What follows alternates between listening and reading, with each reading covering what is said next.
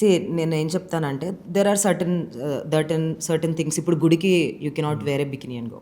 100% you should not do it. There is certain things, certain places, అది ఆ awareness ఉంటుంది you know ఉమెన్కైనా. You have never seen a women wearing inappropriate dresses to temple. And కొంతమంది ఉంటారేమో, I'm not telling 100% crowd గురించి నేను మాట్లాడలేదు, I'm only talking about the majority. But in జనరల్గా నువ్వు ఇలాంటి బట్టలు వేసుకోవాలి అని చెప్పడం నేను ఎలా బిలీవ్ చేస్తానో, I'm only talking about my perspective.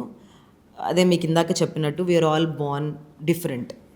Okay, స్పిరిచువాలిటీలో కూడా we chose our parents and we have come here. We're individual souls again. పెద్దగైనాక మనం మదర్ కానీ మన ఫాదర్ మెంటాలిటీ కానీ మనం తీసుకోము.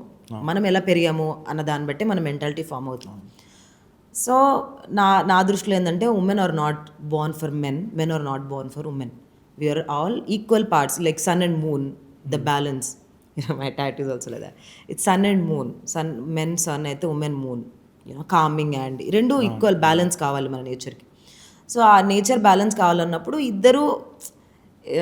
ఇద్దరిని ఇండివిజువల్స్గా యాక్సెప్ట్ చేయాలి. లైక్ నువ్వు ఉమెన్వి, నువ్వు మ్యాన్వి, నీ మెంటాలిటీ ఇలా, నా మెంటాలిటీ ఇలా, సో మన ఇద్దరం ఇలా ఉన్నాము అని. కానీ ఎవరు వచ్చి నువ్వు ఇలా వేసుకో, అలా వేసుకో అని చెప్పకూడదు. బికాజ్ మేము చెప్పం కదా మెన్కి. ఎందుకు మెన్ వచ్చి చెప్తారు ఇలా వేసుకో, అలా వేసుకో అని చెప్పి? నాకు అర్థం కాదు ఈ కాన్సెప్ట్.